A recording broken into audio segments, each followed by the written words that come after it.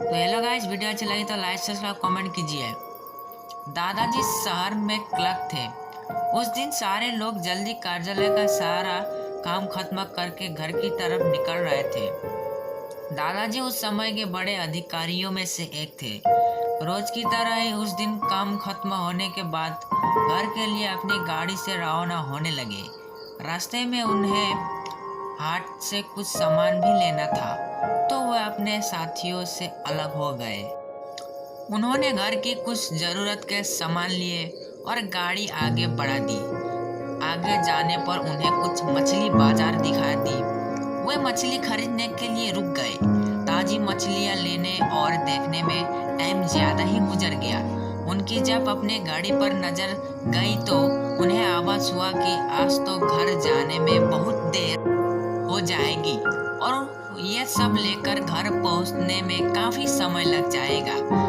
फिर यही सब सोचकर उन्होंने सोचा कि क्यों न जंगल के रास्ते से निकला जाए तो जल्दी पहुंच जाएगा। तो उन्होंने अपना रास्ता बदला और जंगल की तरफ अपनी गाड़ी को घुमा लिया।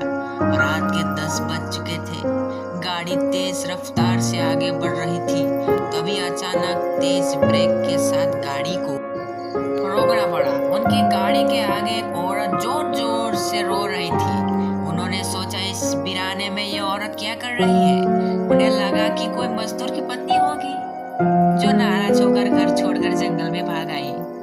तो उन्होंने उससे पूछा कि यह जंगल में तुम क्या कर रही हो, लेकिन उसने कोई जवाब न देकर और जोर जोर से रोने लगी। सारे जंगल में उसकी हूँ हूँ हूँ सी सिसकियों गुजर रही थी। फिर दादाजी ने पूछा तुम्हारा घर कहाँ है, लेकिन वो कुछ भी नहीं बोली। तब दादाजी ने कहा कि आज चलो मेरे घर में रहना, सुबह अपने घर चले जाना। यह जंगल बहुत सारे जंगली जानवर से भरा है। रात भर यहाँ मत रुको। चलो आज मेरे घर में से सबके लिए खाना बना देना और कल सुबह अपने घर चले जाना। उसने ये सुना तो झट से तैयार हो गई। तब उन्होंने सारे बातें अपनी माँ को बताई और कहा कि आज खाना इससे बनवा लो, कल सुबह ये अपने घर चली जाएगी। इतनी रात को बेचारी जंगल में कहाँ भटकती, इसलिए मैं ले आया। पर माँ को कुछ संदेह हो रहा था कि कहीं चोर तो नहीं है। रात को सोने के बाद खाना बनाते समय कहीं घर के सामान ही पूरा करना ले जाए। पर बेटे की बात को कैसे माना करती। तो गाइस वीडियो अच्छा लगे तो लाइक सब्सक्राइब कमेंट ठोकिए। और ये मेरा लास्ट वीडियो है, इसलिए मैं जोरदार से बना रहा हूँ। तो बाय बाय दोस्तों।